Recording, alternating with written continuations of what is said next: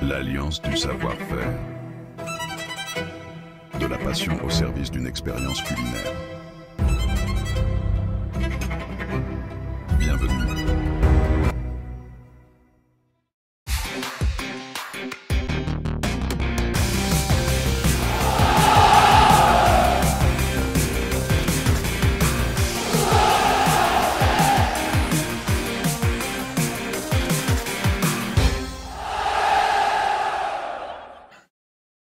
Salut à tous, bienvenue pour le talk show du phocm.fr. Je suis heureux de vous accueillir ce soir. On a toujours un beau sourire puisque on est toujours second. Le match du Havre aura lieu samedi puisque toutes les équipes jouent en même temps. C'est le fameux multiplex. Pour parler de tout ça ce soir autour de la table, on a le plaisir de recevoir Fabrice Céleschi, dit Babou. Salut Babou. Salut les gars, plaisir pour moi. Ben oui, plaisir partagé comme à chaque fois. Romain Canuti est bien évidemment présent. Salut Seb. Et on a le plaisir d'avoir celui qui a eu la meilleure note lors du match des 125 ans. Presque la meilleure note, 9 sur 10. Fabien Laurenti. Salut Seb, bonsoir à tous. Bon, Van Buiten était devant toi, il a eu 10. Largement. Hilton aussi. Donne ceux qui sont derrière lui aussi, du coup, c'est plus gratifiant. Il y a un latéral droit. Ça me fera toujours rire ces intros quand on refait les émissions. Oui, je sais que c'est exactement la même chose. Tu sais, tu as l'impression que tu es un robot en fait. Merci à vous d'être de nouveau connectés. Il faut regarder un replay. Petit souci, il a fallu redémarrer l'émission. Écoutez, on est là, présent, et il n'y a plus manifestement de problème technique. Allez, première partie de cette émission. Bennacer, Dedic, on fait quoi? Bon, on a mis les deux dans le même chapeau, c'est pas forcément les mêmes cas. Et puis on peut élargir cette question à d'autres joueurs. Donc si vous avez envie de parler d'autres Olympiens, n'hésitez pas, lancez-vous. Fabrice, est-ce que tu garderais conditionnel Bennacer pour la saison prochaine et aussi Dedic sur le peu de minutes que tu lui as vu jouer? C'est ça, tu dis dans le même sac, et ouais, moi je les mets pas dans le même sac. Effectivement, pour moi, c'est deux cas bien différents. Bennacer, oui, je garderai parce que je suis persuadé qu'il a des choses à apporter. Et arriver comme ça au mercato avec les blessures qu'il avait eues avant, je pense que dans cette rotation, même si pour moi, je mets Rabiot et Højbjerg un cran au-dessus, Bennacer, pour une équipe qui veut jouer la Ligue des Champions l'année prochaine et aussi le championnat, je pense que c'est très important de garder un gars comme ça. Après, Dedic, non, je suis moins convaincu. Moins convaincu parce que si je le garde, ce serait pour être un numéro 2 au poste de latéral et je ne suis pas sûr que ce soit ça qu'on recherche. Moi, j'ai besoin l'année prochaine, au moins à gauche, d'avoir un numéro 1. Et les numéros 2, on les a déjà, je pense. Donc, tu es moins convaincu Dedic, par je garde pas, que tu préférais garder Garcia ou Merlin, du coup, en doublure. Ouais, voilà. Mais à gauche, un des deux pour l'instant. Pour moi, allez, en début de saison, je te disais Merlin, et c'est vrai que là, comme tout le monde, je vois ce qu'a donné Garcia sur ses dernières sorties, et même sur l'ensemble de l'année. Hein. Quand on repense qu'il a quand même marqué contre Lyon, on parle d'Euro à chaque fois, mais lui, il a fait partie aussi de cette remontée. Et c'est un gars qui t'a rendu service toute l'année. Hein. Il mérite. Romain, tu en penses quoi, toi? Tu viens de poser le problème, c'est intéressant, et tu viens de dire il y a Dedic, Quentin Merlin et Ulysse Garcia, ils sont 3 pour le même poste.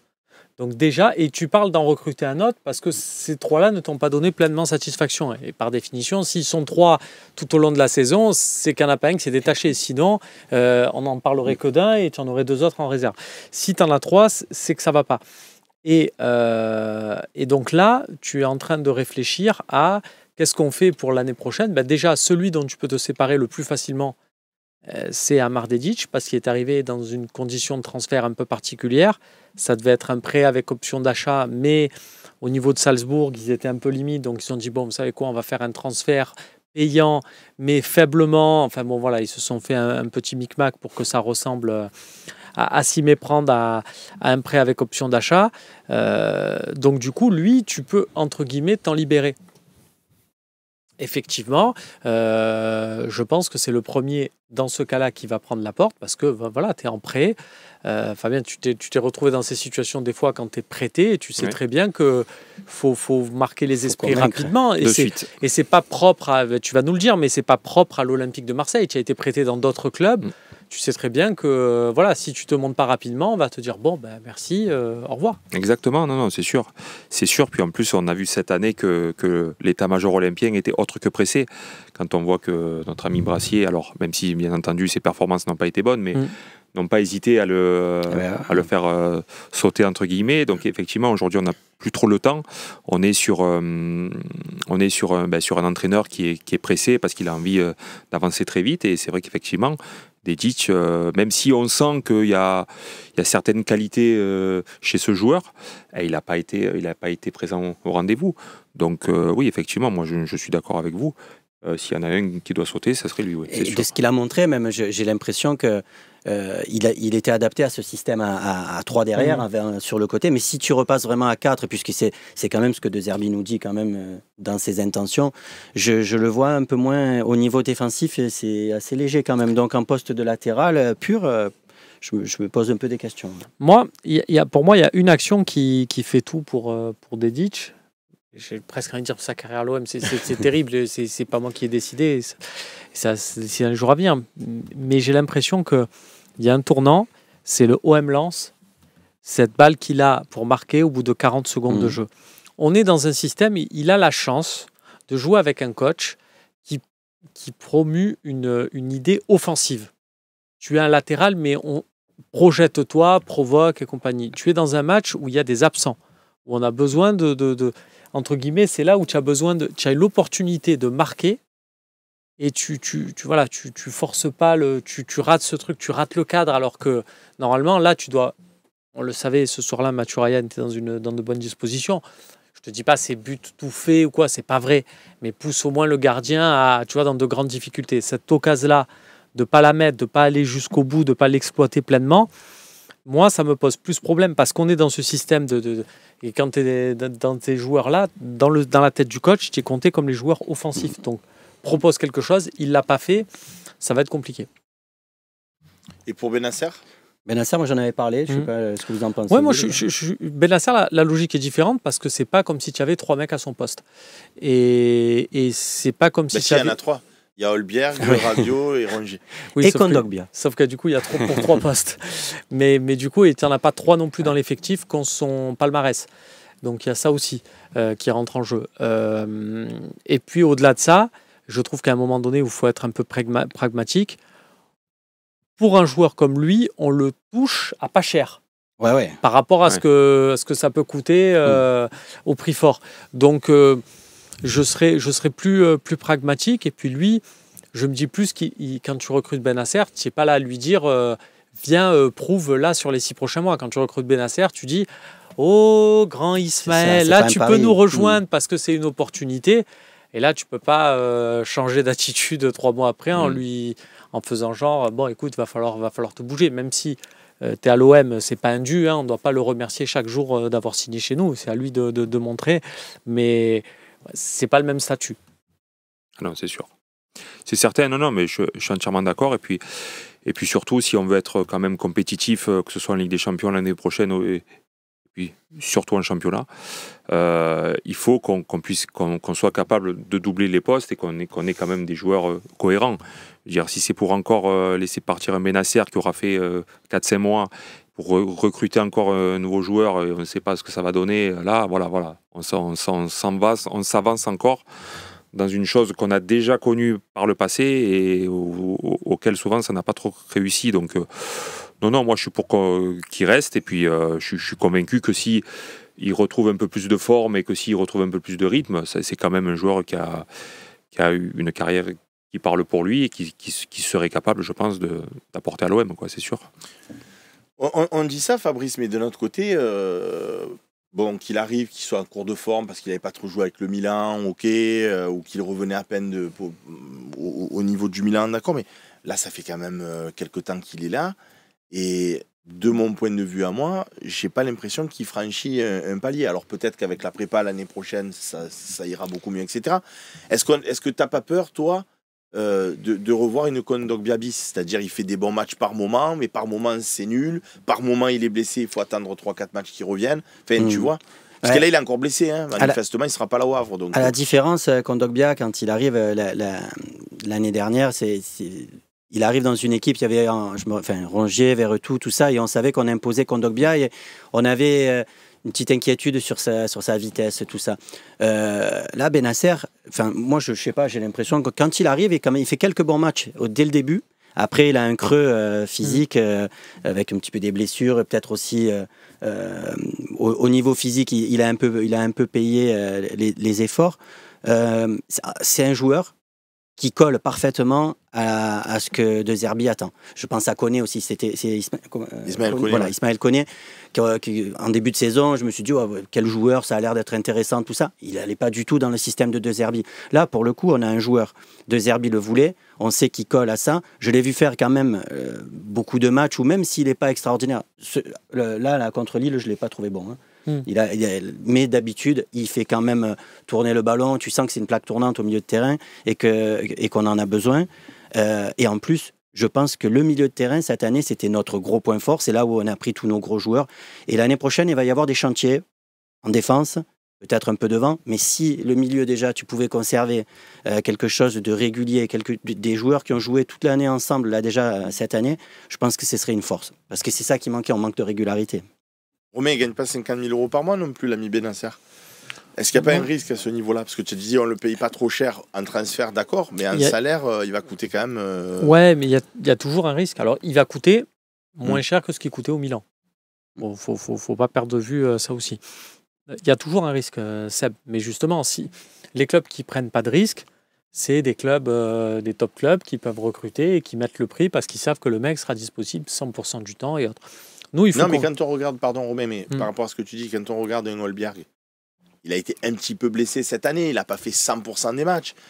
J'ai l'impression qu'on peut plus compter sur lui. Rabiot, on peut plus compter sur lui. Rongier, bon, malheureusement, il s'était blessé en début de saison l'année dernière, mais depuis qu'il est revenu, Bennacer, j'ai vraiment l'impression qu'un petit peu comme Kondogbia, ça va être blessé un coup oui, un coup non, un coup oui, un coup non. Est-ce qu'il peut retrouver une condition où il n'est jamais blessé? C'est toute la question, et je vais te faire le comparatif avec un joueur qu'on a cité à l'OM. Je précise bien que le comparatif vient de là. Tu préfères qu'on recrute en janvier dernier Ismaël Bennacer, où il va être là un coup oui, un coup non, ou Imad Abdelli jusqu'au danger, qui pourra postuler à 100% des matchs? Peut-être tu vas me dire, parce qu'on a déjà Rongier, parce qu'on a déjà Højbjerg et parce qu'on a déjà Rabiot, je vais tenter le coup Bennacer, comme ça, le moment où il n'est pas là, on a les autres. Je crois qu'il y a un joueur qui te plaît beaucoup, qui s'appelle Benjamin André, qui a été encore exceptionnel avec Lille contre nous. Je ne pense pas qu'il gagne 500 000 euros par mois, ni 400 000. Bon, est-ce que si tu lui dis l'année prochaine, si en plus Lille ne fait pas la Ligue des Champions, est-ce que tu ne veux pas venir jouer avec nous? Est-ce que... Bon, il y aura un transfert à mettre, ok, mais est-ce que ça ne serait pas quelqu'un qui à la Rongier, va t'apporter plus de régularité? C'est des questions que j'aime beaucoup, mais c'est pas le même profil quand même que Bennacer. C'est pas le même profil. Moi, j'aime beaucoup, André. Mais après, oui, là, c'est plus... Puis après, il faut savoir aussi si est-ce que Benjamin André il s'adapte vraiment à l'Olympique de Marseille. C'est vraiment le truc. Il y a beaucoup de paramètres qui rentrent en jeu. Mais moi, au-delà de l'état de forme de Bennacer, est-ce qu'il va redevenir Bennacer Prime ou pas? C'est surtout combien de fois on va pouvoir compter sur lui. Parce que si on prend Kondogbia, Fabien, cette année, un coup il est blessé, un coup il n'est pas blessé, un coup il faut qu'il se remette, il fait 2 mauvais matchs et on te dit, ah ouais mais gars, il est blessé depuis 1 mois et demi, le temps qu'il retrouve le rythme et tout. Et comme par hasard, Balerdi, il a été blessé, il est revenu, il a joué, il a été très bon de suite. Il n'a pas eu besoin de 600 ans pour redevenir bon. La problématique de Bennacer, c'est qu'il signe à l'OM, il arrive dans une condition physique qui n'est pas bonne, parce qu'il a été blessé au Milan et qu'il avait été absent plusieurs mois. Ouais. Donc déjà, il arrive dans un nouveau club, nouveau schéma de jeu, nouvelle équipe. Il arrive physiquement, il n'est pas prêt, et on lui demande de jouer de suite parce qu'il fait son premier match à Angers. Où il est plutôt bon. Ouais, plutôt bon, ouais. Après, le problème c'est qu'il se blesse derrière. Donc, est-ce qu'il a trop tiré les premiers matchs? Est-ce qu'on l'a trop fait jouer aussi? Est-ce que cette année, la condition physique des joueurs de l'OM a été bonne? Ça aussi, c'est une question. Parce que les gars, on se rappelle, on se posait de la question sur certains matchs. Qu'est-ce qu'ils ont physiquement? On est à un match par semaine. On avait l'impression qu'à la 60e, ils étaient tous cuits. Donc, est-ce que... C'est plus le cas maintenant. C'est plus le cas maintenant, mais est-ce que... Contre Lille, on était bien meilleur physiquement que Lille. Bien sûr, mais est-ce que d'avoir une prépa entière et d'arriver prêt pour le début de saison, est-ce qu'on va pas avoir peut-être aussi un nouveau joueur, entre guillemets, sur son état physique? J'espère bien. Je pense aussi. Donc, moi, je serais vraiment curieux de le voir avec nous encore la saison prochaine. C'est un risque à prendre parce que c'est ce que tu dis sur cette prépa-là et on se dit, à ce moment-là, fallait que le recruter, fallait attendre que cet été pour le recruter. Oui, mais tant cet été, tu Sauf l'as que pas, c'est, voilà, bien exactement. sûr. Oui. C'est là où c'est pas simple le marché des transferts, parce que si tu le laisses à Milan quelques mois de plus, il y a peut-être un autre club qui arrive, tu l'as pas à cette condition-là. Toi, tu l'as eu. Voilà, quand on est toujours là à dire, grâce à ces dirigeants, un tel c'est possible, un tel c'est possible.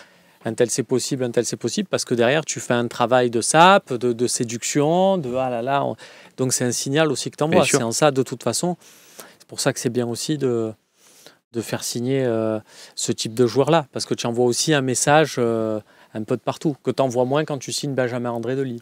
C'est bien, je suis content. On va lancer la pub, Loïc. Merci, messieurs, pour vos avis éclairés sur cette première partie. Parce qu'il y a des supporters parisiens, il y a Vegeta qui vient et qui dit le Phocéen qui esquive le sujet PSG. Si tu pouvais savoir ce qu'on s'en tape, mais ce qu'on s'en a rien à foutre de ton PSG de merde.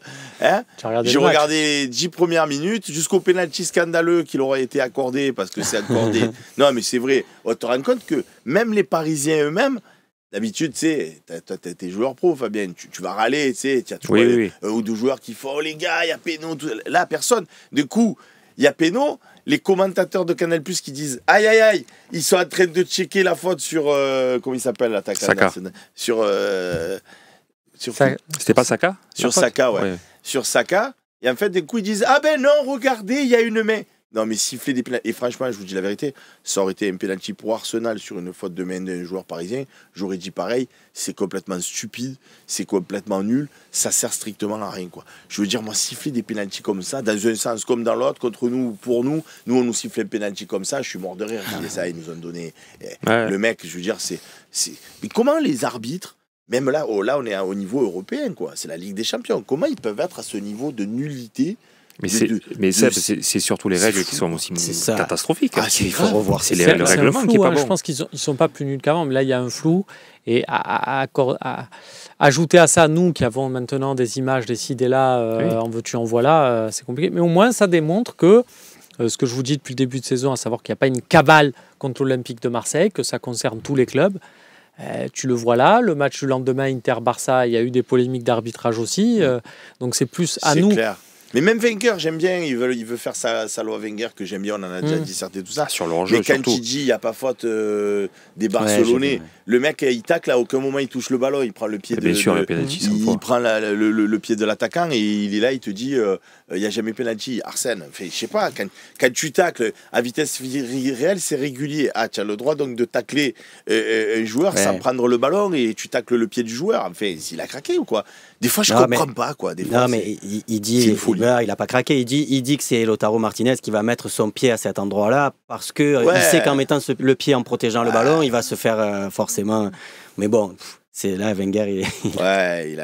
Non, mais c'est vous dire que du coup, la seule solution qu'on a par rapport à l'arbitrage, vu que ça concerne tous les matchs, c'est nous essayer un peu de nous calmer, parce que de toute façon, sinon, on va finir par tous se pendre. Hein. Ah ben oui. Donc calmons-nous par rapport à ça. On va passer à la deuxième partie, mais juste avant, je peux pas m'empêcher.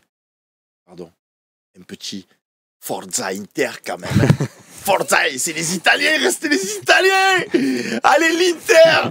Ils s'étaient habités, c'était un truc de fou à voir.